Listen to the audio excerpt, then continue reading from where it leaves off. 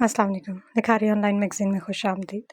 कल भी राज हो तुम, इकरा गुलनाज किस नंबर 2। वो घर आया तो इसके तासुरात अभी भी संजीदा और दो टोक ही थे। लॉन में इसको हेनरी खेलता हुआ दिखाई दिया था और इसकी गर्लनेस जीना भी उसके साथ थी। वो घर के अंदर जाने की बजाय वही लॉन में आ गया था। हनी ने देखा तो अपना फुटबॉल छोड़कर भागते हुए इसके पास आया। डैड, मैं आपका ही वेट कर रहा था। आए हम फुटबॉल खेलते हैं, उसने मुस्कुराते हुए कहा। हनी डियर, मुझे कुछ काम है और आज मूड भी नहीं है। घुटनों के बल उसके करीब बैठते हुए प्यार से उसके चेहरे को थपथपाते हुए माजरत की, वरना इसका सारा मूड तो रेस्टोरेंट में इस लड़की की गड़बड़ की नहीं खराब कर दिया था। आपने प्रॉमिस किया था कि आप मेरे साथ खेलेंगे, अब आपको अपना प्रॉमिस पूरा करना होगा, उसने अपनी बात पर जोर देते हुए कहा। फिर किसी हम फिर कभी साथ में खेलेंगे। आप जीना के साथ खेलें। किधर गया? इसके गाल को पिचकारते हुए उसने कहा था। इसकी बात पर हनी का मूड ख़राब हो गया था। उसने मुस्कुराते हुए कहा था ताकि हनी का मूड कुछ बेहतर हो जाए इसकी बात से। मुझे आपके साथ ही खेलना है, उसने अपनी बात दोहराई। मैं जीना को देखकर थक गया हूँ। मुझे और फ्रेंड्स चाहिए और सारा फन। मैं आपके साथ टाइम स्पेंड करना चाहता हूँ। मेरे लिए किसी के पास टाइम नहीं है, ना मामा के पास और ना ही आपके पास, उसने मुंह बनाते हुए कहा था। बुरी बात है बेटा, मुझे जब भी टाइम मिला तो मैं आपके साथ ज़रूर खेलूँगा, उसने ज़बरदस्ती मुस्कुराते हुए कहा था। आप हर बार यही कहते हैं, हर बार मुझसे प्रॉमिस करते हैं और फिर हर बार उसे तोड़ देते हैं।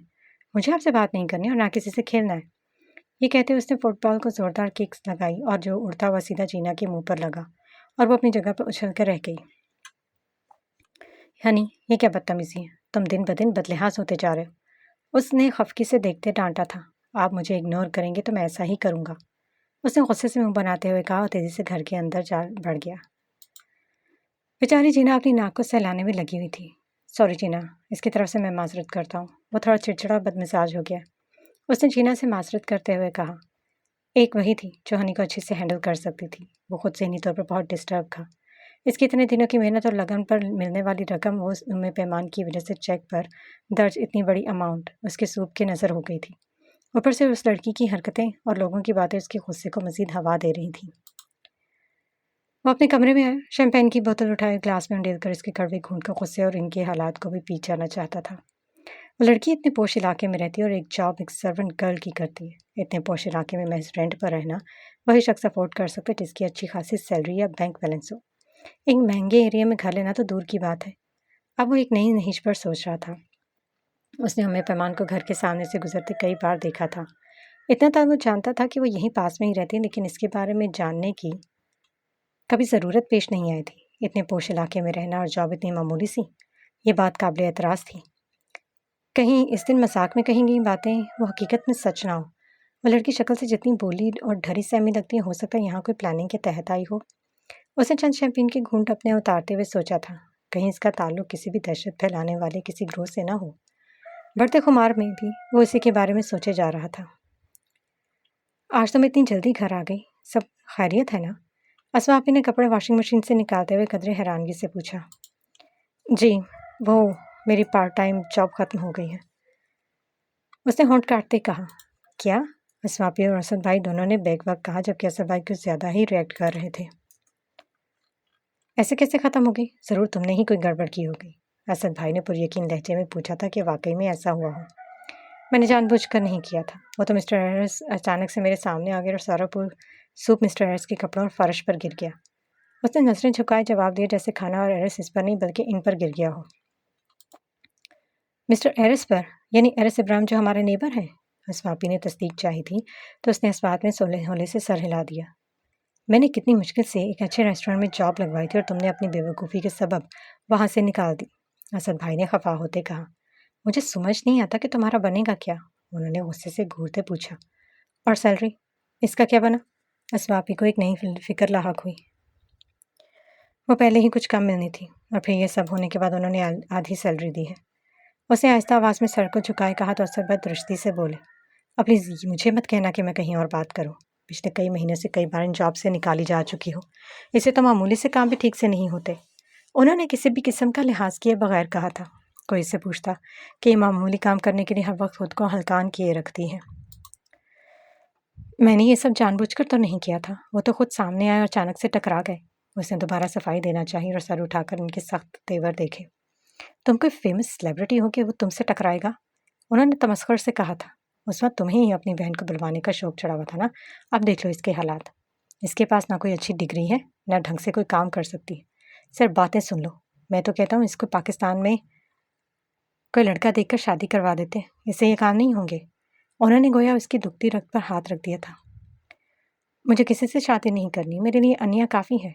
आपने नहीं ढूंढनी तो आपकी मर्जी, मैं खुद चाप तलाश कर लूँगी। उसने थोड़ी सी हिम्मत जमा करते हुए कमज़ोर से लहजे में कहा था। उम्मे पैमान, स्वापी ने इसको घूरा था। हाँ जी, जैसे सब तुम्हारे इंतज़ार में बैठे, जो जॉब थी वो तो तुम अपनी नादानियों की वजह से गवा बैठी हो, और मुझे बता रही हो कि खुद ढूंढ लूँगी, मिल ही ना जाए कहीं। तनफ्फुर से कहते हुए उठकर बाहर की तरफ चला गया और वह ताज्जुब से देखकर सर हिला गई। पैमान, तुम असद से क्यों बहस कर रही हो? तुम जानती हो उसने तुम्हारे लिए क्या कुछ किया और आगे से तुम उसे ही बातें सुना रही हो। अभी मैं बहस नहीं कर रही, मैं तो सिर्फ बात कर रही हूँ। असद भाई जो मुझे इतनी बातें सुनाकर गए हैं वो। तुम इतनी गलतियाँ क्यों करती हो? ध्यान से काम किया करो। अगर हमारे हालात बेहतर होते तो कभी तुम्हें ये सब करने ना देते। यहाँ के हालात और अखराजात तुम्हारे सामने हैं। उसकी उतरी सूरत देखकर उन्होंने ही कदरे नरमी से समझाते कहा। जानती हूँ, मैं कोशिश करूँगी आप लोगों पर बोझ ना बनूँ। आप लोगों ने मेरे लिए जो किया है वो कम नहीं है, उसने मशकूर होते कहा। मैंने गुस्से में न जाने क्यों ऐसा बोल दिया। आप भी देखिएगा मुझे पार्ट टाइम, उसने शर्मिंदा होते हुए कहा था। मैं करती हूँ कुछ। असद की बातों को दिल पर मत लेना, तुम्हारे भले के ही ये कहते हैं। उसने गाल को प्यार से थपथपाते कहा। अनिया कहाँ है? इसे अनिया का ख्याल आया तो पूछा था। अंदर दानी के साथ खेल रही है, तुम फिक्र ना करो, सब ठीक हो जाएगा। वो जाने लगी तो अचानक से पूछा था। वैसे ये एरिस इब्राहिम से तुम 2 बार मिल चुकी हो, मेरे ख्याल में तुम्हें इससे दूर ही रहना चाहिए। वो कुछ रिजर्व किस्म का बंदा है। मीडिया के सामने वो जितना भी खुश अखलाकी का मुजाहरा करता हो, लेकिन रियल लाइफ में वो हर इंसान वैसा नहीं होता। इतना अरसा हो गया हमें यहाँ पर रहते हुए, मजाले कभी एक बार भी किसी पार्टी में इन्वाइट किया हुआ? पैमान ये समझ ना सकी वो समझा रही है या शिकवा कर रही है। मुझे क्या पड़ी है इससे बात करने की? वही मेरे रास्ते में आया था, इसका बस नहीं चल रहा था कि मुझे मारकर ज़मीन में जिंदा दफन कर देता। उसने सर छटकते कहा। अगर वो थोड़ा इखलाक दिखा देता और सबके सामने आला ज़रफ़ी का मुज़ाहरा करता तो शायद बास मुझे नौकरी से ना निकालता। उसने परेशानी से सोचते कहा। हाँ तुम ठीक कह रही हो, अगर वो थोड़ा इखलाक दे देता तो ये नौबत ना आती। मेरी तो ख्वाहिश ही रह गई है कि मैं कभी इससे रूबरू बात कर सकूं। कम से कम बंदा एक सेल्फी ही ले लेता है, मुझे भी अपनी कोलीग्स के सामने इतराने का एक मौका मिल जाता। वसवापी ने हसरत भरे लहजे में कहा था। हाँ, अगर वो बॉस से बात कर लेता तो मेरी जात ना जाती। उसकी बातों को नज़रअंदाज करके नई नहिज पर सोच रही थी और उठकर कमरे में चली गई।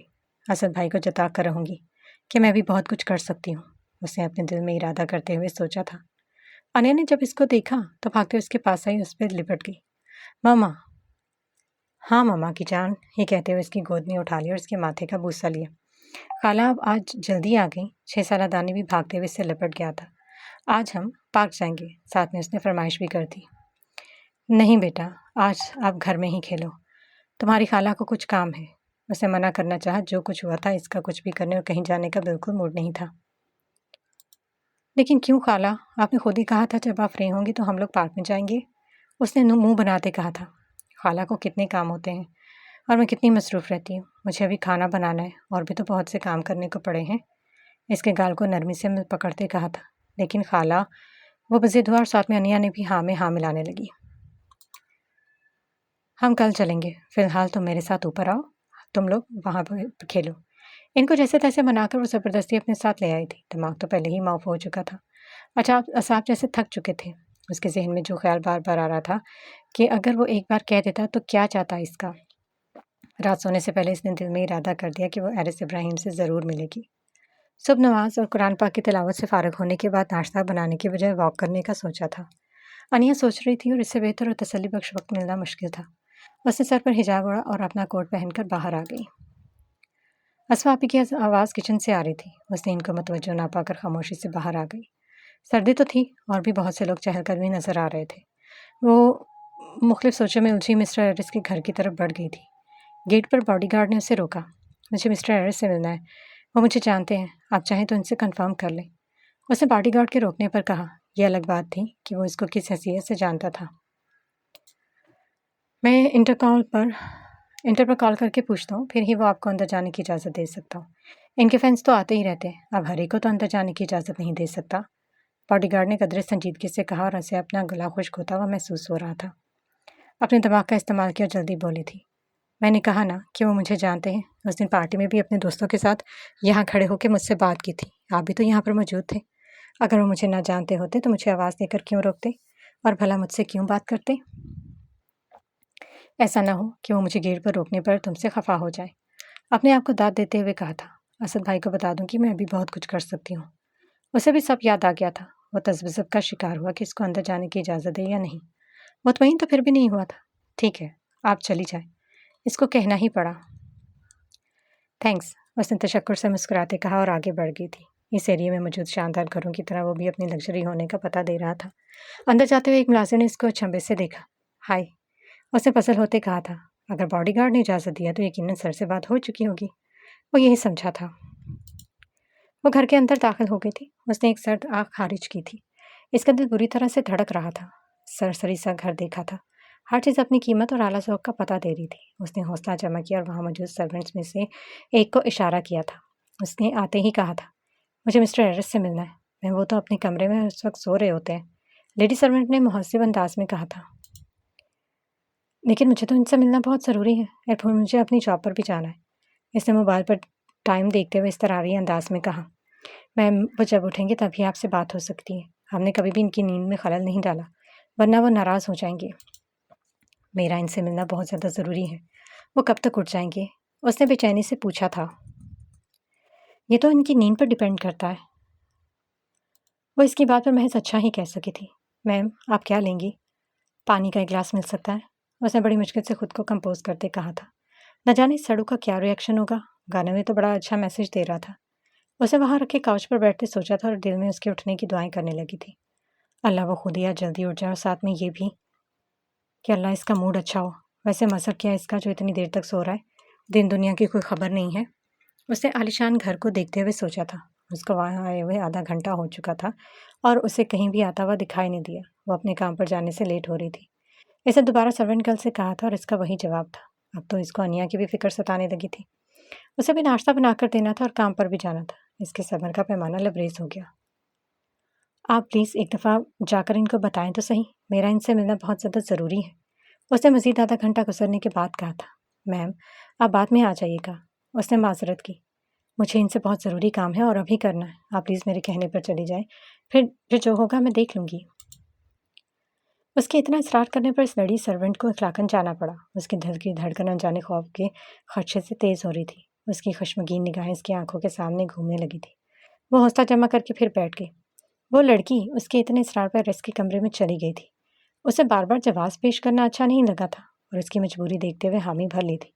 ایرس کے غصے سے بھی واقف تھی۔ اس نے ہمت جمع کرتے اس کو پکارا تھا۔ اس کے 2-3 بار پکارنے پر ایرس نے غصے سے آنکھیں مسلتے ہوئے اسے دیکھا تھا۔ سر وہ ایک لڑکی آپ سے ملنے آئی ہے، مجھ سے۔ آپ لوگوں کو جب معلوم ہے نا کہ کوئی بھی میری پرمیشن کے بغیر میرے کمرے میں نہیں آ سکتا۔ جی سر معلوم ہے، لیکن وہ اتنا اصرار کر رہی ہے کہ مجھے آپ کو یہاں پر جگانے کے لیے آنا پڑا، اس نے گھبرائے کہا۔ کون ہے وہ؟ نام بتایا؟ اس نے تکیہ منہ پر رکھتے ہوئے بیزاری سے پوچھا تھا۔ سر وہ کہہ رہی ہے آپ سے ملنا بہت ضروری ہے اور وہ پچھلے 1 گھنٹے سے آپ کا ویٹ کر رہی ہے۔ میں نے نام پوچھا ہے، تفصیل نہیں۔ پیمان۔ اس کے کہنے پر اس نے اچھمبے سے دیکھا۔ وہ تو اس نام کی کسی لڑکی کو نہیں جانتا تھا۔ میں نے آپ سب کو بہت واضح لفظوں میں بتا دیا تھا کہ میری پرمیشن کے بغیر کسی کو اندر آنے کی اجازت نہیں دے سکتی۔ یہ پیمان کون ہے؟ اس نے غصے سے تکیے کو ایک سائڈ پر رکھتے استفسار کیا۔ سر اگر باڈی گارڈ نے اسے اندر آنے دیا ہے تو یقیناً آپ نے اس کے اندر آنے کی اجازت دی ہوگی، تبھی تو۔ اس کی خفگی سے ڈرتے ہوئے کہا۔ اچھا اس کو اوپر بھیجو اور باہر بٹھاؤ، میں آتا ہوں، جان چھڑانے کے لیے کہا تھا۔ پیمان نے زیر لب دہرایا۔ اس نام کی تو وہ کسی لڑکی کو نہیں جانتا تھا اور نہ کبھی اس کے نام کو سنا تھا۔ وہ پھر بھی اٹھ کر کمرے سے باہر آیا۔ کمرے سے باہر آتے ہی اس پر نظر پڑی تو اس کے ایبرو ٹن گئے، گویا دماغ ہی گھوم گیا۔ تو آپ ہیں مس پیمان؟ اس نے دانت پیستے استفسار کیا۔ آپ کی ہمت کیسے ہوئی میرے گھر میں آنے کی، بلکہ تمہیں اندر آنے کی اجازت کس نے دی؟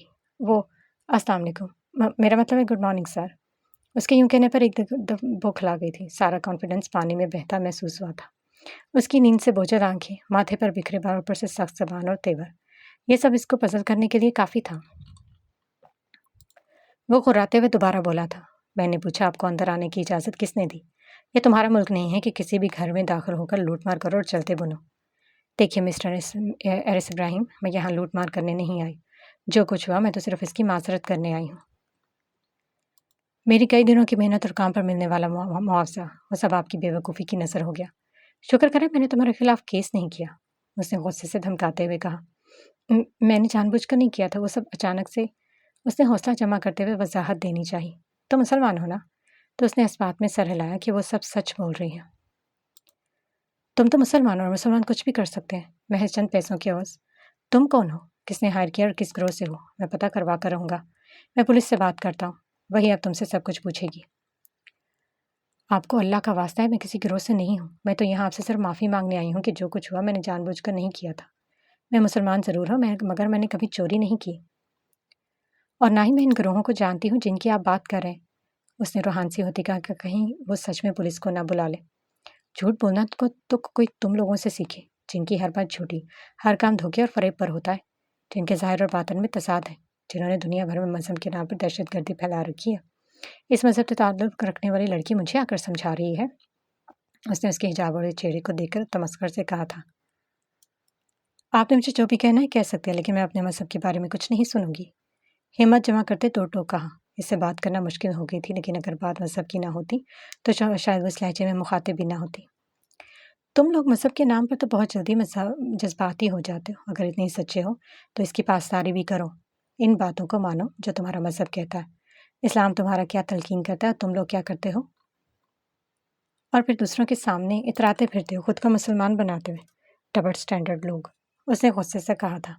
झूठे और दागदार। वो दिन तेज़ी से बोल रहा था कि इसकी बातों को सुनने के लिए इसकी मोबाइल एप्लीकेशन ऑन करनी पड़ी थी, जो तेज़ी से ट्रांसलेट करने लगी। उसने भवें झुकाकर देखा था, बोली, हमारा मज़हब बहुत सादा और प्यारा है। आपको कोई हक नहीं है हमारे मुल्क और हमारे मज़हब के बारे में यूँ बात करने की। उसने भी ज़रा गुस्से से देखते हुए कहा, कोई इसके मुल्क और मज़हब के बारे में यूँ कहे, इससे बर्दाश्त नहीं होता था। हाँ, शायद चंद लोग होंगे, मगर सारी दुनिया जानती है तुम्हारे मुल्क के बारे में। मामूली से जायदादों के लिए भाइयों का कत्ल, आए रोज़ के फसादात, चोरी, डकैती, खुद को मुसलमान कहते हैं और वहाँ पर जो फैली बेहयाई, नाच गाना सबसे आगाह हो, महज चंद पैसों के लिए। अपनी खुददारी बेच देते हो। बहुत देखे हैं मैंने यहाँ नाम के मुसलमान।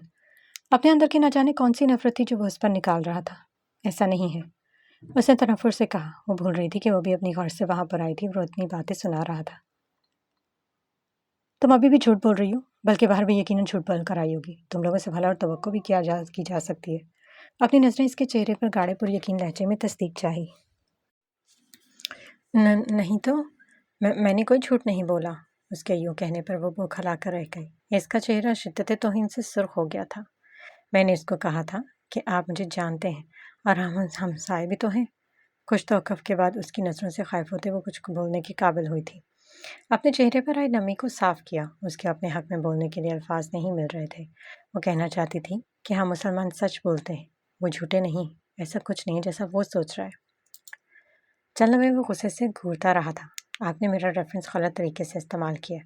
आप लोग गलत बयानी और झूठ के अलावा सच भी बोल लिया करें, ताकि मुसलमान का नाम सुनते ही, ख़ास तौर पर आप पाकिस्तानियों का सुनकर जहन में जो अजीब खाका बन जाता है, इंसान कुछ हद तक तो खुद को महफूज समझे।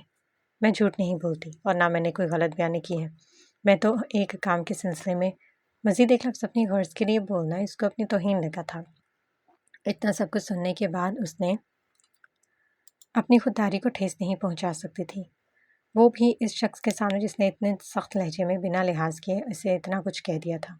इसे फेवर लेना अपनी तौहीन के खिलाफ लगा था। एक और झूठ बोल रही है। तुम्हें लगता है कि तुम्हारी कोई मदद करेगा? No and never. खुद ही यहाँ से चली जाए, वरना मुझे मजबूरन। अधूरी बात करते सीढ़ियों का रास्ता दिखाया था, यानी वो साफ कह रहा था कि आप जा सकती हैं। उसने खुद पर जब्त करते कहा। उसके सुर्ख पड़ते चेहरे को देखा था, जैसे अपने आप पर कुछ ज़्यादा ही मान था। उसने मोबाइल एप्लीकेशन को बंद किया और तेज़ तेज़ चलती हुई सीढ़ियाँ नीचे को उतरती चली गई। उसने अपनी पुश्त पर उसकी घूरती निगाहों को महसूस किया था। उसके जाते ही एरिस ने इन सब की अच्छी खासी क्लास ली थी। मैं जब वाज़ेह लफ्ज़ों में बता चुका था कि मेरी इजाज़त के बगैर किसी अजनबी को घर में आने की इजाज़त नहीं। आइंदा अगर कोई बिना इजाज़त इजाज़त के कोई घर आए तो अच्छा नहीं होगा तुम सब के लिए। وہ سب ایکسکیوزز پیش کر رہے تھے مگر اس کو اتنا غصہ آیا تھا کہ کسی بھی بات سنے بغیر دوبارہ اپنے کمرے میں چلا گیا تھا۔ اس لڑکی کی دیدہ دلیری، اتنا سب کچھ ہونے کے باوجود اس کو لگتا ہے کہ میرے اتنے بڑے نقصان کی تلافی ہو جائے گی۔ صبح ہی موڈ خراب کر دیا۔ بڑبڑاتے ہوئے وہ کمرے میں آ گیا تھا۔ اس نے گھڑی پر وقت دیکھا تو اس کی واک کا ٹائم ہو گیا تھا۔ پہلے ہی نیند سے بیداری پر طبیعت بوجھل تھی، پھر اس لڑکی کو دیکھ کر درد سر بن گیا تھا۔ اس کی اتنی باتیں سننے کے بعد وہ سرخ چہرہ لیے اس کے گھر سے باہر آئی تھی۔ باہر جاتے ہوئے مسلسل بڑبڑا رہی تھی۔ میں نے ذرا سی فیور کیا مانگ لی، یہ مسٹر تو آگ بگولا ہو گئے، خود کو سمجھتا کیا ہے؟ اگر اللہ نے عزت بخشی ہے تو اس کا مطلب یہ نہیں وہ کسی کو بھی یوں بھی عزت کرے۔ ہمارے ملک میں جو بھی چل رہا ہے تو اسے کیا تکلیف ہے؟ اسے تنفر سے کہا تھا، بڑبڑاتے ہوئے اہرے سے مخاطب تھی۔ کہہ تو وہ بھی غلط نہیں رہا تھا، مگر دیاری غیر میں کسی اجنبی کا اپنے ملک کے بارے میں یوں سننا اس کو برداشت نہیں ہو رہا تھا۔ وہ ایک محب وطن تھی، اور ایک محب وطن اپنے ملک کے خلاف کوئی بات سننا پسند نہیں کرتا۔ جو کچھ اس کی اپنی زندگی میں ہو چکا تھا وہ اسے بھی فراموش نہیں کر سکتی تھی۔ اس کے اپنوں نے بھی تو اسے دھوکہ دیا تھا، اسے جھوٹ بولتے آئے تھے، اس کے لیے اپنے وطن میں زمین تنگ کر دی گئی تھی، اور آج ایک غیر مسلم سے اتنی باتیں سننی پڑتی تھی۔ کاش اس کو منہ توڑ جواب دے سکتی کہ تم جو کہہ رہے ہو وہ سب جھوٹ ہے، ہم ایسے نہیں، ہم محبت کرنے والے، ایک دوسرے کا خیال رکھنے والے پرامن لوگ ہیں، جو خود غرض بالکل نہیں ہیں۔ اس کے ساتھ جو کچھ ہو چکا تھا وہ ناجائز کمائی اور عیش و عشرت کو بھی فراموش نہیں کر سکتی تھی، جنہوں نے اپنے فائدے کے لیے کئی لوگوں کی زندگیاں برباد کر دی۔ پتہ نہیں کیوں آج اسے رونا نہیں آ رہا تھا، اسے اپنے ماضی سے وحشت ہونے لگی تھی۔ اسواپی ابھی تک گھر نہیں لوٹی تھی تو وہ دانی اور انیا کو ساتھ لے کر پارک آ گئی۔ اس نے ٹیکسٹ کر کے بتا دیا تھا کہ وہ انہیں اسکول سے پک کرنے کے بعد پارک لے جائے گی۔ وہ بھی کافی دنوں سے ضد کر رہے تھے۔ ابھی اس کی پارٹ ٹائم جاب شروع نہیں ہوئی تھی، سو وہ گھر پر فارغ ہوتی ایسا محسوس کرنے لگی تھی۔ وقت گزاری اور اپنا موڈ فریش کرنے کے لیے وہ بچوں کو لے کر پارک آ گئی تھی۔ دانی تو فٹ بال سے کھیلنے لگا تھا، انیا یوں ہی خوشی سے اچھلتے کودتے ادھر سے ادھر بھاگنے کے لیے پیچھے بھاگ رہی تھی۔ دیا ایک تھے بیورلی ہلز شہر کا مشہور پارک بیورلی ہلز گارڈن، یہاں سیر و سیاحت کے شوقین سیاح ضرور پائے جاتے، جو موج مستی اور تفریح میں مشغول اپنی ان یادوں کو یادگار کی صورت میں کیمرے میں محفوظ کرتے جاتے۔ دور تک سرسبزی اور شادابی ایک پرسکون ماحول مہیا کرتا۔ وہاں پر کافی بچے تھے جو کھیل کود میں مصروف تھے۔ اس کو بھی طبیعت کے بوجھل پن کو دور کرنے کا تھوڑا سا وقت ملا تھا۔ ہر صبح پہلے سبزی اور پھولوں کو دیکھنے کی جس کی وہ ہمیشہ سے دیوانی رہی تھی مکمل کیا تھا۔ اس کے پاس نہ فارغ وقت ہوتا تھا اور نہ پہلے کی طرح جوش اور ولولہ۔ کتنے عرصے بعد اس کے اندر کی معصوم خواہش رکھنے والی اس لڑکی نے سر اٹھایا تھا۔ وہ پارک میں لگی پھولوں کو نرمی سے چھونے لگی تھی، اس کے چہرے پر بھی دھیمی مسکراہٹ تھی۔ انیا اور دانی اپنی کھیل کود میں مصروف ہنس رہے تھے، بے فکر اور نہ ختم ہونے والی سوچوں سے آزاد۔ تبھی اس نے وہاں ایرس ابراہیم کے بیٹے ہنی کو آتے دیکھا، جو اپنی گورننس ٹینا کے ساتھ اور ایک گارڈ بھی ہمراہ تھا۔ وہ اس کے قریب رکھے بینچ پر آ کر بیٹھ گئی۔ اس کی آنکھوں میں شناسائی کے رنگ ابھرے تھے، شاید اس لیے وہ وہاں بیٹھتے ہوئے مسکرائی تھی۔ اس نے مسٹر ایرس نے جو انسلٹ کی تھی اس کو سوچتے ہوئے وہ مسکرا بھی نہ سکی۔ ہنی پہلے تو اپنے فٹ بال کے ساتھ کھیلتا رہا، لیکن پھر اس نے فٹ بال چھوڑ کر وہ دانی اور انیا کے ساتھ کھیلنے لگا تھا۔ پیمان پہلے تو ساتھ کھیلنے پر ان کو روکنے لگی، پھر بچہ ہونے کے سبب کچھ نہیں کہا تھا۔ ہنی 6 سے 7 سال کا صحت مند اور ایکٹیو روڈلی سا تھا۔ اس کے ساتھ کھیلتے ہوئے پہلے تو ہچکچا رہا تھا، لیکن پھر بہت جلد وہ آپس میں گھل مل گئے۔ پیمان کچھ دیر بیٹھی یوں ہی ادھر ادھر دیکھتی رہی۔ انہوں نے ایک دوسرے سے بات کرنا ضروری نہیں سمجھا تھا، لیکن وہ پھر اپنی ازلی ہمدردی اور بوریت سے بچنے کے لیے اس کے ساتھ والے بینچ پر بیٹھ گئی۔ اس کی مما کو نہیں دیکھا کبھی، وہ کہاں ہوتی ہیں؟ اس نے گورننس کے پاس بیٹھے پوچھا تھا۔ اس کے دل میں ہنی کے لیے ہمدردی موجود تھی۔ وہ ان کے ساتھ نہیں رہتی، ان کی ڈائیورس ہو گئی ہے، جینا نے مختصراً بتایا، اور یہ سب بتانے میں اسے کوئی دلچسپی نہیں تھی۔ اتنے سڑو بندے کے ساتھ گزارا کون کر سکتا ہے؟ پھر بھی ماں بچہ کی کمی کو محسوس کرتا ہوگا، اس نے تعصب سے پوچھا تھا۔ اس کی انگلش اتنی اچھی نہیں تھی، لیکن وہ پہلے سے کافی بہتر ہو گئی تھی۔ شوبز میں کام کرنے والے لوگوں کا کوئی بھروسہ ہی نہیں ہے، آئے روز ان کی شادی اور طلاقیں ہوتی رہتی ہیں۔ میں کیا کہہ سکتی ہوں؟ جینا کا بات کرنے کا کوئی ارادہ نہیں تھا، وہ فقط اتنا کہہ کر خاموش ہو گئی۔ یہ لڑکی بھی اس گھر میں رہتے ہوئے اپنے باس کی طرح ہو گئی۔ خیر مجھے کیا؟ پیمان نے ان کو کھیلتے ہوئے سوچا تھا۔ خالہ آپ بھی آئے نا، کتنا مزہ آ رہا ہے۔ دانی بھاگتا ہوا ان کے قریب آیا تھا اور مسکراتے ہوئے ساتھ کھیلنے کے لیے کہنے لگا۔ ہنی بھی ان کے ساتھ ہی وہاں پر آ گیا اور بہت آہستہ آواز میں اس کے کان میں کچھ کہہ رہا تھا۔ انیا تم بیٹا ادھر آ جاؤ، یہ دونوں بڑے ان کے ساتھ کھیلتے ہوئے تمہیں چوٹ لگ جائے گی۔ اسے انہیں نظر انداز کرتے انیا کو اپنے پاس آنے کے لیے پکارا۔ جی آنٹی اسے اپنے پاس بٹھا لیں، یہ ہمیں ڈسٹرب کر رہی ہے۔ ہنی نے دل کی بات زبان پر لاتے اسے کہا تھا، مجھے بھی ان کے ساتھ کھیلنا ہے۔ اس نے دانی کی فٹ بال سے کھیلتے خفا ہوتے کہا تھا، لیکن ہمیں اس کو اپنے ساتھ نہیں کھلانا، ہمیں تنگ کر رہی ہے۔ دانی نے غصے سے انیا کو دیکھتے بولا، میں نے ان کے ساتھ کھیلنا ہے۔ وہ بھی بضد ہوئی۔ اس کی بات سن کر ہنی کو غصہ آ گیا تھا۔ اچھا ہمارے ساتھ کھیلنا ہے، یہ کہتے اس نے غصے میں کک لگائی جو سیدھی انیا کے سر پر لگی تھی۔ اس افتراض سے وہ پیچھے کو گر گئی تھی۔ یہ سب دیکھ کر تو اس کی جان پر بن گئی تھی۔ وہ بھاگ کر اس کے قریب گئی تھی۔ میں نے کہا بھی تھا کہ ہمارے ساتھ نہ کھیلے، ہمیں ڈسٹرب کر رہی تھی، اب مزہ آیا؟ دانی نے بجائے شرمندہ ہونے کے اپنے کارنامے پر فخر کرتے ہوئے کہا۔ پیمان کو اس بچے کی ہردرمی پر بہت غصہ آیا تھا۔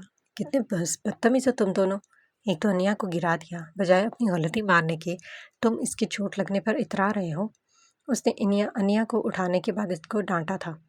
جب بھی مجھے غصہ آتا ہے تو میں ایسے ہی کیک لگاتا ہوں۔ غصہ صرف تم لوگوں کو آتا ہے کیا؟ انسان کو انسان نہیں سمجھتے تم لوگ؟ تم بھی اپنے باپ کی طرح کھڑوس اور بدتمیز ہو، نہ اس کو بات کرنے کی تمیز ہے اور نہ تمہیں۔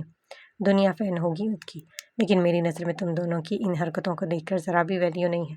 اللہ نے اگر شہرت، نام اور پیسہ دے دیا تو اس کا مطلب یہ نہیں کہ دوسروں کی یوں انسلٹ کرو اور ان کے ساتھ بدتمیزی سے پیش آؤ۔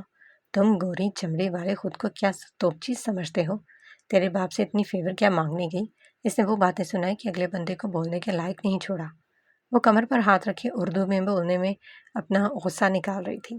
پارک میں ان کے آس پاس لوگ سب حیرانگی سے اس مشرقی لڑکی کو دیکھ رہے تھے۔ واش سے یہ کیا کہہ رہی ہے؟ ہنی نے نہ سمجھی سے پوچھا تھا۔ سوائے دانی کے سب نے کندھے اچکا دیے کہ پتہ نہیں۔ باتیں صرف تم لوگ سنا سکتے ہو، ہمارے منہ میں بھی زبان ہے۔ ہمیں دہشت گرد کہتے ہو۔ کتنے ملکوں کو تباہ کیا تم لوگوں نے۔ ایک طرف بیماری کرتے ہو، دوسری طرف مرہم رکھنے پہنچ جاتے ہو، وہ بھی امداد کے نام پر۔ ہم مزاحمت کریں تو دہشت گرد، اور تم لوگ کا سازش کرو تو حکمت عملی۔ واہ کیا بات ہے! اس کو اپنی بھڑاس نکالنے کا موقع مل گیا تھا تو ہاتھ سے جانے کیسے دیتی؟ ہاتھ نچاتے خالص مشرقی انداز میں کہا تھا، ہوتا ہوگا تیرا باپ فلموں میں ہیرو، میں نہیں ڈرتی ان سے۔ کمپیوٹر پر عجیب و غریب فلمیں بنا کر حقیقت میں بھی ہیرو بن کر ڈرانے کی کوشش کرتا ہے لوگوں کو۔ میم کیا کہہ رہی ہیں؟ Please English. گارڈ نے اس کو تیز تیز بولتے دیکھ کر کہا تھا کہ نہ جانے وہ کیا بولے جا رہی ہیں۔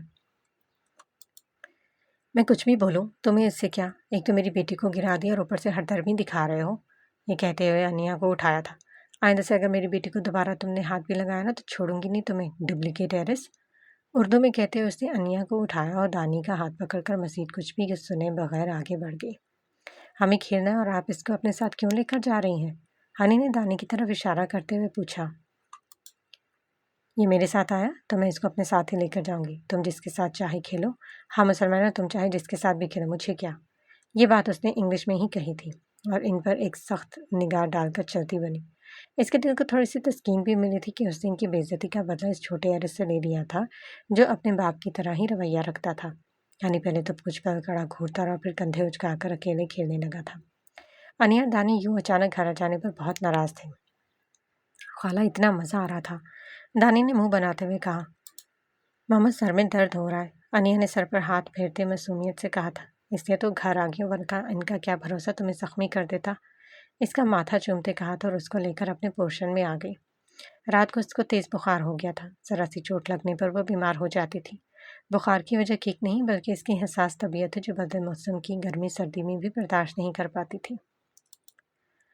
نیکسٹ ویک ہنی کی برتھ ڈے تھی، سو ایرس ابرام نے اپنے بیٹے کی برتھ ڈے سیلیبریٹ کرنے اور باقی سب تیاریوں کی ہدایات دے رہے تھے۔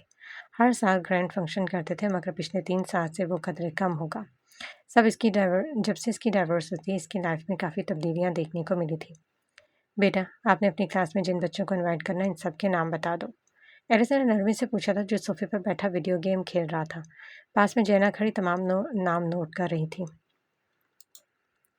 میں نے اپنی کلاس والوں کے علاوہ یہاں پاس میں چند ایک اور فرینڈس بھی ہیں، ان کو بھی انوائٹ کرنا ہے، آپ ان کے نام بھی ایڈ کر لیجئے۔ ہاں کیوں نہیں، آپ نام بتا دیں۔ تو ہنی نے جلدی سے نام لکھوانے شروع کر دیا۔ ایرس ایک نام پر چونک کر لے گنا، یہ دانی کون ہے؟ پہلے کبھی نہیں دیکھا۔ اس نے ہنی سے پوچھا تھا، وہ اس کے بارے میں ہر چھوٹی بڑی بات سے باخبر رہتا تھا، اس کے دوست، کلاس فیلو اور ان کی فیملی تک کی انفارمیشن رکھتا تھا۔ یہ میرا نیا دوست ہے لیکن اس کی کزن مجھے اچھی نہیں لگتی۔ اس کی ماما بھی بہت غصہ کرتی ہیں، لیکن دانی میرا نیو فرینڈ ہے جسے اب میں ضرور انوائٹ کروں گا۔ کس کی بات کر رہا ہے؟ جنا کی جانب دیکھتے پوچھا۔ سر، وہ مسلم فیملی ہے جو پاس میں رہتی ہے، مس پیمان کا بھانجا ہے۔ مس پیمان جو اس دن گھر آئی تھی، اس کے ابرو تن گیا اس کے ذکر سے۔ جی، اسے فقط اتنا کہنے پر ہی اکتفا کیا تھا۔ ہنی کی اس کے بھانجے سے کب دوستی ہو گئی؟ میں نے تمہیں اس کا خیال رکھنے کا کہا تھا، اور یہ کن لوگوں سے فرینڈ شپ کرتا پھر رہا ہے؟ وہ جینا کی طرف دیکھتے ہوئے استفسار کر رہا تھا، لہجہ کسی بھی لچک سے آ رہی تھا۔ اس سے پہلے کہ جینا کوئی جواب دیتی، ہنی بول پڑا۔ ڈیڈ، تانی بہت اچھا لڑکا اور ہماری اچھی والی دوستی ہو گئی، مگر اس کی آنٹی اچھی نہیں ہے، اس نے گیم روکتے ہوئے بتایا۔ ایرس ابراہیم نے اپنے بیٹے کی بات تحمل سے سنی تھی اور قدرے نرمی سے کچھ توقف کے بعد بول رہے تھے۔ اس کی آنٹی اچھی نہیں ہے تو ہم ان کو شرکت کے لیے نہیں بلائیں گے، لیکن آپ نے کہا تھا میں جس کا کہوں آپ انہیں انوائٹ کریں گے۔ اس کی آنٹی پتہ نہیں کیا بول رہی تھی اس دن، مگر دانی میرا فرینڈ ہے تو آپ اس کو بھی انوائٹ کریں، آپ اس کا نام بھی لسٹ میں ایڈ کر لیں، اس نے نروٹھے پن سے کہا تھا۔ ہنی، انہوں نے اپنے بیٹے کے خفا چہرے کو دیکھا اور تحمل سے بولا، وہ لوگ ہمارے جیسے نہیں ہیں، ان کا رہن سہن ماحول ہم سے بہت مختلف ہے، ہم انہیں نہیں انوائٹ کر سکتے، ٹرائی ٹو انڈرسٹینڈ، اس نے لفظ درمیان میں اخذ کرتے کہا تھا۔ وہ میرا بیسٹ فرینڈ بن چکا ہے اور اگر وہ نہیں آئے گا تو میں کیک بھی نہیں کاٹوں گا، اس نے موبائل پر ٹکنے کے انداز میں کاؤچ پر اچھالا۔ ہر بات میں ضد نہیں کرتے، اس نے ہلکا سا ڈپٹا۔ میں اپنی برتھ ڈے پر کیا اپنی مرضی سے اپنے فرینڈس کو بھی نہیں بلا سکتا؟ میں نے ان سے ذکر بھی کیا تھا اور ان سب کو اب نہ بلا کر انسلٹ فیل کروں گا۔ برتھ ڈے پارٹی کرنی ہے تو میرے سب فرینڈس آئیں گے، ورنہ آپ اس کو کینسل کر دیں۔ آپ ہمیشہ کی طرح میری بات کو اگنور کر دیں، جیسے مما نے مجھے کر دیا اور آپ کرتے آئے ہیں۔ یہ کہتے ہوئے اپنی جگہ سے اٹھ کھڑا ہوا تھا۔ ایرس نے اس کے سرد تاثرات سے پہلے ہنی کو اور پھر جینا کی طرف دیکھا تھا، جو سنجیدہ نظروں سے باپ بیٹے کی باتوں کو سن رہی تھی۔ اس بار اس کو ایرس سے ہمدردی ہوئی، جسے ہنی کی بات سے تکلیف ہوئی تھی۔ کچھ توقف کے بعد بولا، ٹھیک ہے، اگر آپ کہتے ہیں تو میں اس کو بلا لوں گا۔ وہ اس کا مزید خود سے بدزن نہیں کرنا چاہتا تھا، اس لیے مجبوراً حامی بھر لی۔ صرف دانی نہیں بلکہ اس کی خالہ اور ان کی بیٹی کو بھی بلانا ہے، اس نے خوش ہوتے مزید کہا تھا۔ کون خالہ؟ اس کی جانب دیکھا تھا۔ صحیح، مس پیمان کی بات کر رہا ہے شاید، جینا نے مداخلت کرتے بتایا۔ جی، اس کو، ورنہ وہ دانی کو بھی نہیں آنے دے گی، اس نے معصوم شکل بناتے کہا تھا۔ اس دن پارک میں بھی دانی کو زبردستی اپنے ساتھ لے گئی تھی، وہ اس کے ساتھ ہی آتا جاتا ہے تو اس کو بھی بلانا پڑے گا، اس نے اصل وجہ بتاتے ہوئے کہا تھا۔ وہ اپنے باپ کے سخت تاثرات بھی دیکھ رہا تھا اور اپنی بات مکمل ہونے کے بعد ہاں کا منتظر بھی تھا۔ کن بچوں سے تم دوستیاں کر رہے ہو؟ وہ اتنا ہی کہہ سکا۔ پیمان کا نام سنتے ہی اعصاب تن گئے تھے۔ کو جا کے بلانا۔ ڈیڈ، ان کو بھی بلانا ہے آپ نے، اور وہ آئے گی پھر ہی دانی آئے گا، یہ کہہ کر چلتا بنا تھا کہ کہیں وہ انکار ہی نہ کر دے۔ یہ کن بچوں کے ساتھ فرینڈ شپ کر رہا ہے؟ اور جینا، آپ نے مجھے بتایا تھا کہ نہیں؟ اب وہ جینا سے خفا ہو رہا تھا۔ سر، میں نے آپ کو بریفنگ دینی تھی کہ آپ دوسرے ایشوز پر بات کرنے لگ گئے تھے، باقی سب بہت بعد میں آتا ہے ہنی، ہنی میرے لیے سب سے اہم ہے، اس نے دو ٹوک لفظوں میں واضح کرتے کہا۔ وہ ہنی کے معاملے میں بہت حساس تھا، اس کی ہر پل کی خبر رکھتا، کھانے پینے، فیوریٹ ڈش اور گیم تک کے بارے میں رپورٹ لیتا تھا۔ اس کی کن بچوں سے دوستی ہے؟ بچوں ٹیچرز تک کی فیملی بیک گراؤنڈ انفارمیشن رکھتا۔ یہی وجہ تھی کہ وہ بہت ضدی اور بدتمیز ہو گیا تھا۔ اس کو خبر تو رکھتا، لیکن اس کے ساتھ پراپر ٹائم سپینڈ نہیں کرتا تھا۔ والدین کی عدم توجہ اور کچھ ماحول کا اثر تھا جس نے اس کو ضدی بنا دیا تھا۔ جینا نے ساری رپورٹ دی اور پیمان کا نام سن کر اس کے ذہن میں اچھے تاثرات بالکل نہیں آئے تھے۔ وہ اس وقت آڈیٹوریم روم میں موجود اسٹیج پر ڈائس کے سامنے کھڑی تھی۔ وہ بڑے ہی پراعتماد سے وہاں موجود نشستوں پر بیٹھی لڑکیوں کی جانب مسکراتے ہوئے دیکھ رہی تھی۔ اس کے چہرے پر حقیقی خوشی اور رونق سے بھرپور استفادہ کرتی مسکراہٹ احاطہ کیے ہوئے تھے۔ میک اپ اور اسٹائلش گاؤن نے اس کی شخصیت کو مزید جاذب نظر بنا دیا تھا۔ وہاں موجود سب لڑکیاں اور اساتذہ اس کی جانب متوجہ تھے۔ وہ پڑھائی میں بے شک بہت اچھی نہ تھی، لیکن اپنی کیوٹ حرکتوں سے سب کو متوجہ ہونے پر مجبور کر دیتی تھی۔ اس ایک لمحے کو سب پر ایک طائرانہ نگاہ دوڑائی اور کہنا شروع کیا، جیسے وہ خود زندگی کو بھرپور طریقے سے جینے کی خواہش رکھتی تھی۔ وہ لوگوں کے چہروں پر بھی بے شمار الجھنیں اور تفکرات کو دیکھ کر اکثر کہا کرتی تھی، لوگ زندگی میں آنے والی مشکلات کو اپنے سر پر کیوں سوار رکھتے ہیں؟ ہر مشکل کا حل ہوتا ہے، انسان کو جیسے بھی حالات ہو مناسب طریقے سے خود کو نارمل رکھنے کی ضرورت ہے، مسئلے یوں حل ہو جاتے ہیں۔ چٹکی بجاتے کہا تھا، انسان خوش رہنا سیکھتا ہے اور ساتھ میں شکر کرنا نہ بھولے۔ زندگی میں اگر مشکلات آئے تو ایسے کھڑے وقت میں ان مشکلات کو بہادری سے فیس کرے۔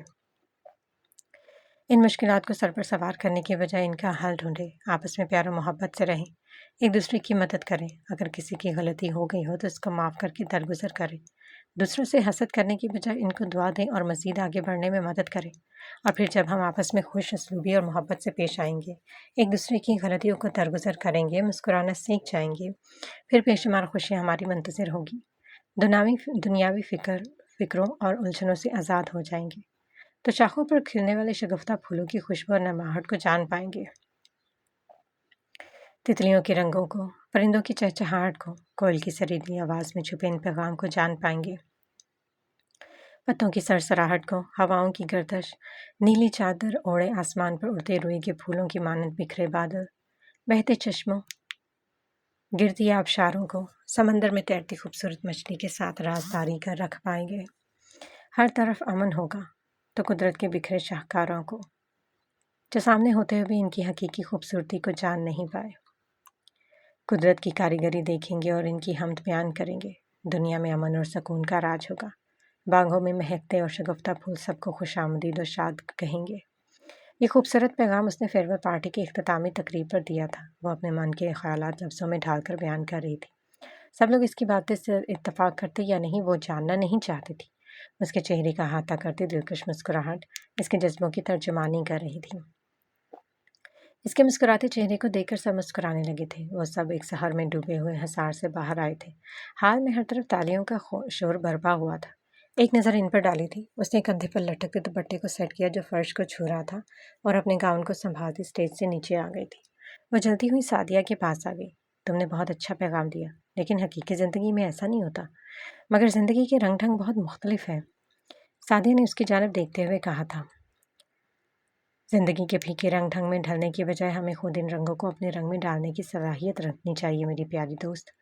تلخ حقیقتیں ہمیں آنکھیں نہ دکھائیں، ان تلخیوں کو اپنے اندر رنگوں میں رنگ کر بتائیں کہ دیکھو ایسے جیا جاتا ہے۔ بس شگفتگی کو تھامے رکھیں تو زندگی گلزار ہو جائے گی، اس نے مسکراتے ہوئے کہا تھا۔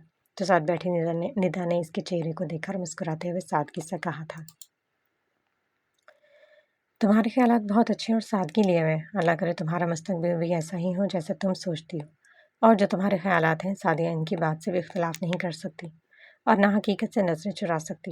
زندگی خوابوں میں رہ کر نہیں گزرتی، کبھی کبھی تو ایسے حالات کا سامنا کرنا پڑتا ہے، انسان خوابوں کو تو کیا خود کو بھول جاتا ہے، پھر یہ شگفتگی، نرماہٹ اور محبت کی باتیں سب بیکار لگتی ہیں۔ اس نے کندھے اچکا کر کہا تھا۔ اس کا تجربہ تھوڑا تلخ تھا سو وہ اس حساب سے کہہ رہی تھی۔ اس کے ابو کی وفات کے بعد انہوں نے بہت مشکل وقت دیکھا تھا۔ یہ باتیں اس کی سوچ اور حالات کی عکاسی کر رہی تھی۔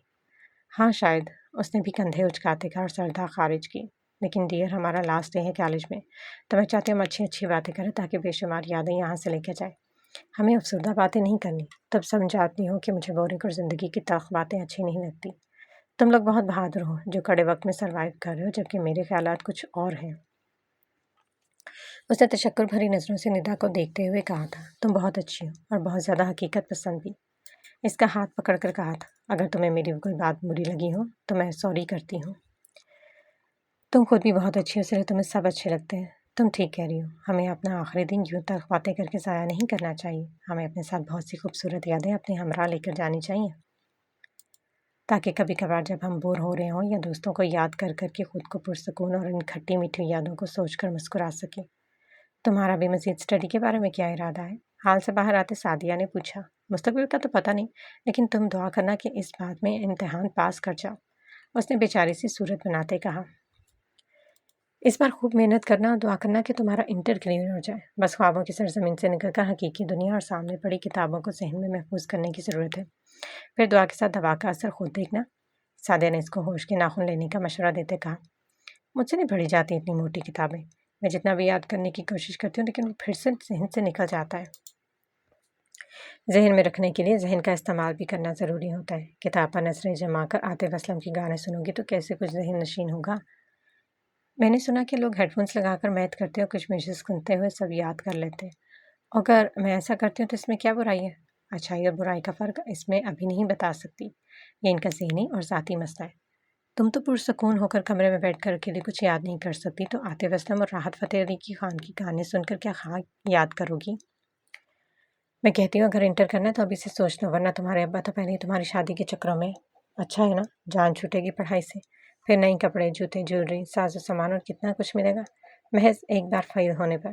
لیکن مجھے فیل نہیں ہونا، 12ویں پاس بھی تو کروانا ہے، اس نے شرارت سے کہتے ہوئے اس کو تنگ کرتے ہوئے کہا تھا۔ پیمان تمہارا کچھ نہیں ہو سکتا۔ سعدیہ کا دل چاہا کہ وہ اپنا ماتھا پیٹ لے۔ ان نئی کپڑے اور جیولری کے چکر میں تو ساری عمر کے لیے قید ہو جاؤ گی۔ پھر ہم جب گریجویشن کریں گے تو یہ محترمہ 2-3 بچے لے کر بیٹھی ہوگی۔ ہاں تو اچھی بات ہے نا، مجھے ویسے بھی بچے بہت پیارے لگتے ہیں، کاش میرے اور بہن بھائی ہوتے، میں گھر میں ہوتی تو ان سے پیار کرتی، ان کی دیکھ بھال کرتی تو وقت گزرنے کا پتہ ہی نہیں چلتا۔ پاپا بھی یہی کہتے ہیں کہ تمہارا کچھ نہیں ہو سکتا۔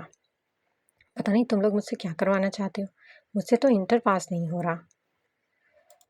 ویسے مجھے لگتا ہے اگر یہ پڑھائی والا معاملہ ختم ہو جائے تو باقی سب کام تو میں یوں کر لوں گی، ناک سے مکھی اڑاتے آرام سے کہا تھا۔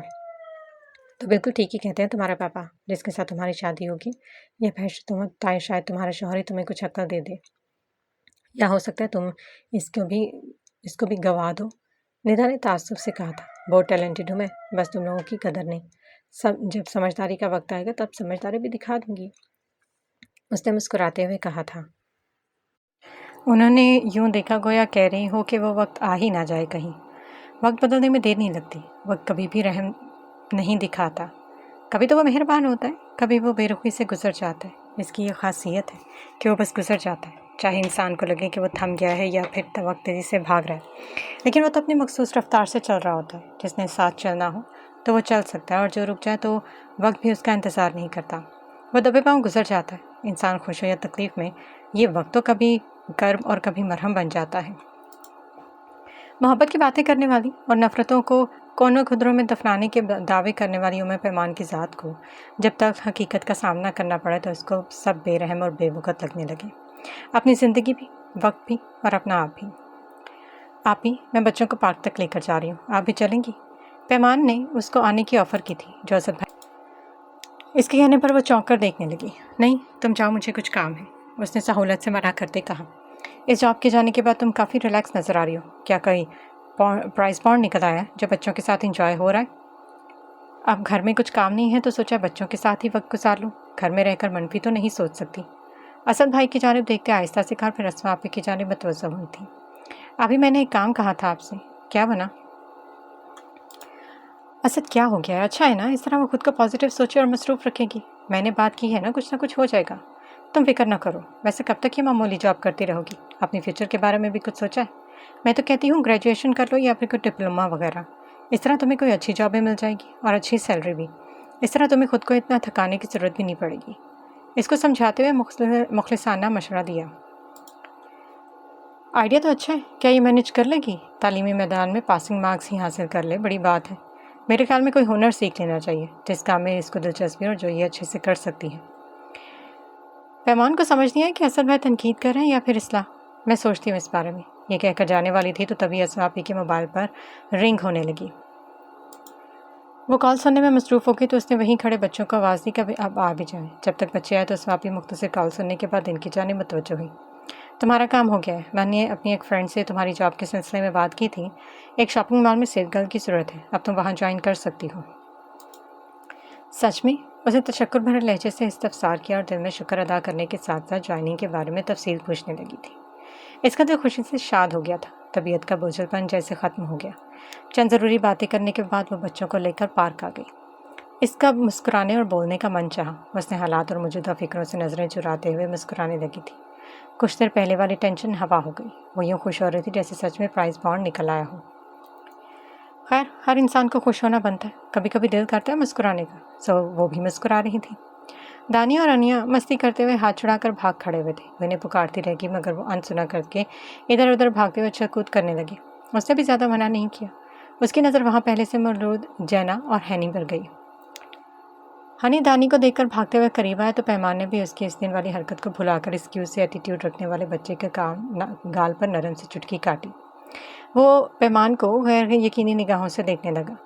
وہ گھٹنوں کے بل ذرا سا جھکی اور نرمی سے بولی، ویسے تو ہنی بیٹا، اس دن تم نے انیا کو کک ماری تھی اور تمہیں مجھے سوری کرنا چاہیے تھا جو تم نے نہیں کی۔ خیر، میں نے تمہیں معاف کر دیا، اس نے اعلیٰ ظرفی کا ثبوت دیتے ہوئے کہا۔ میری طرح ہر کوئی اعلیٰ ظرف نہیں ہوتا جو چھوٹی سی غلطی کو ماننے کے بجائے اکڑ دکھائے۔ غلطی تمہاری تھی، پھر بھی میں تمہیں چھوٹے ہونے کی وجہ سے معاف کرتی ہوں۔ تم لوگ کھیلو، آج تم نے انیا کو نہیں مارنا، اسے بھی ساتھ میں کھلا لو۔ یہ چھوٹی ہے، اس کو کھیلنا نہیں آتا، ہم اسے نہیں کھلائیں گے۔ اچھے بچے ضد نہیں کرتے، وہ بڑوں کی بات مانتے۔ اگر تم لوگ ساتھ میں نہیں کھولو گے تو میں انہیں دوبارہ یہاں نہیں لاؤں گی، اسے دھمکی دیتے ہوئے کہا۔ خالہ ٹھیک کہہ رہی ہیں، ورنہ پھر ہم اکٹھے کھیل نہیں سکیں گے، تانی نے جلدی سے کہا۔ اچھا ٹھیک ہے، مگر یہ اپنی بال سے کھیلے گی اور ہم فٹ بال کھیلیں گے۔ کندھے اچکاتے ماننا ہی پڑا۔ گڈ بوائز، میری نظریں تم سب انیا کی طرح ہو۔ اگر ہنی تم نے انیا کو مارا تو میں ان دونوں کو گھر لے کر چلی جاؤں گی۔ ان کو جاتے دیکھ کر کہا تھا۔ وہ سنی انسنی کرتے کچھ فاصلے پر کھیلنے لگے تو وہ جینا کے پاس بینچ پر بیٹھ گئی اور جاتے ہوئے ہیلو کہا۔ جواب میں اس نے مختصراً ہائے بولا تھا۔ موسم اچھا ہے نا؟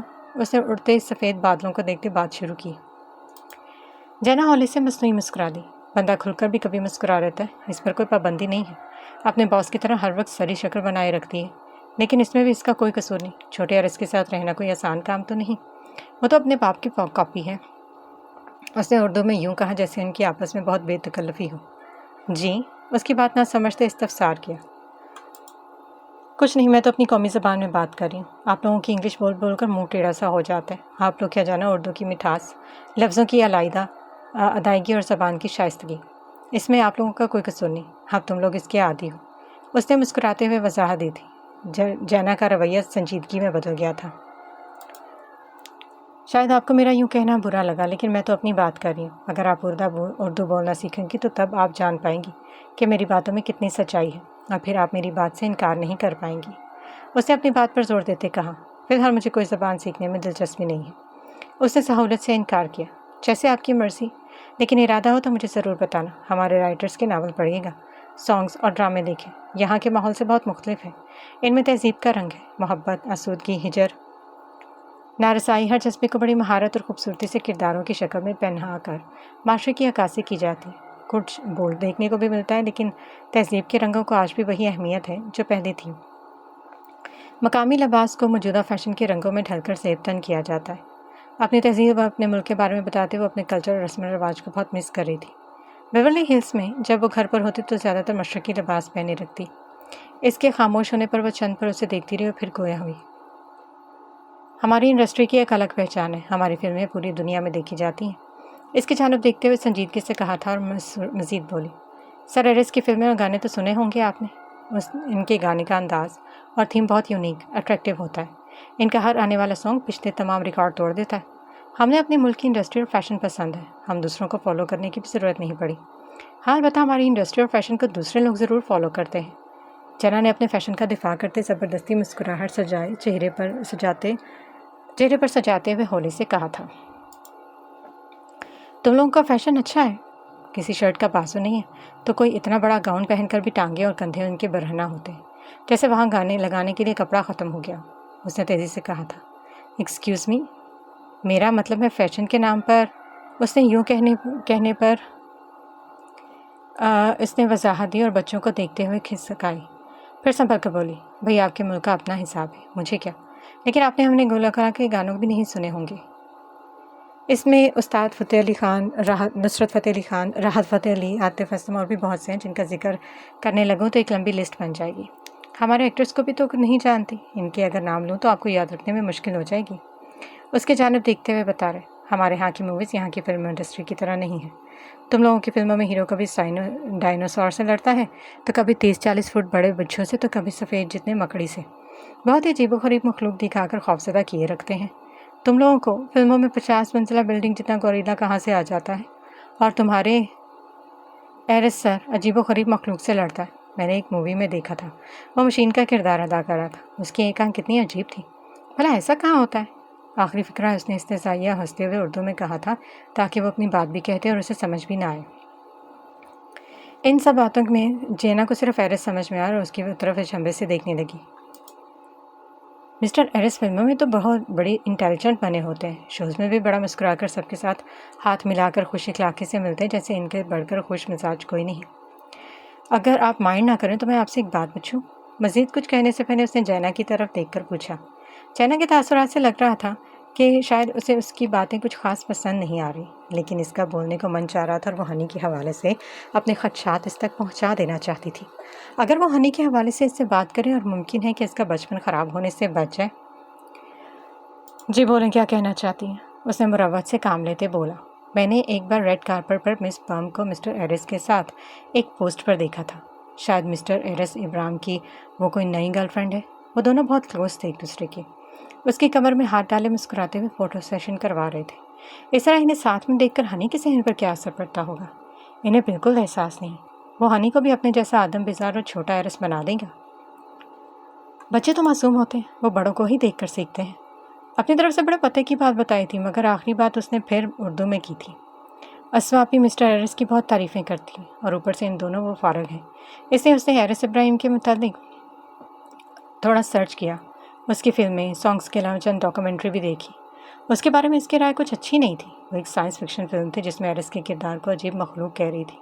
اس نے ایرس کی ایکس وائف کو بھی دیکھا تھا، وہ خود ایک مشہور سیلیبریٹی تھی۔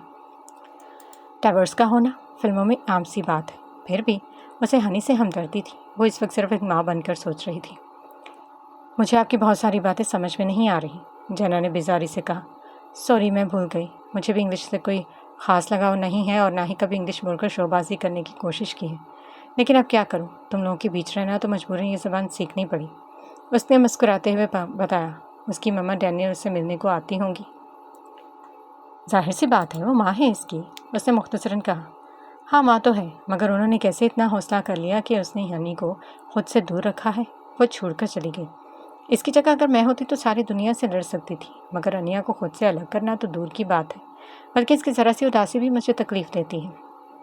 میں اس کے مستقبل کے لے کر ہر وقت ہلکان گھیرے رکھتی ہوں۔ میری جینے کی وجہ تو انیا ہی ہے، اس سے ایک پل کی دوری کا میں سوچ بھی نہیں سکتی۔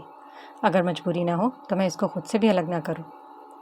اس نے انیا کو کھیلتے دیکھ کر کہا۔ اس کے الفاظ اس کے جذبات کی ترجمانی کر رہے تھے۔ نہ جانے مس ڈینیل اتنا حوصلہ کہاں سے لائی ہے اپنے بیٹے سے دور رہنے کا۔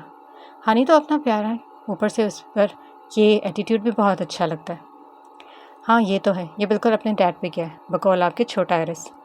یہ بات تو ہے، تمہارے پاس کی پرسنالٹی اور لوگ دونوں اچھی ہیں، ایسے تو نہیں ملے ان لڑکیوں کی فین فالوئنگ، لیکن مجھے اس کی ایکشن موویز، ان موویز کی سٹوری اور سانگس کچھ خاص پسند نہیں۔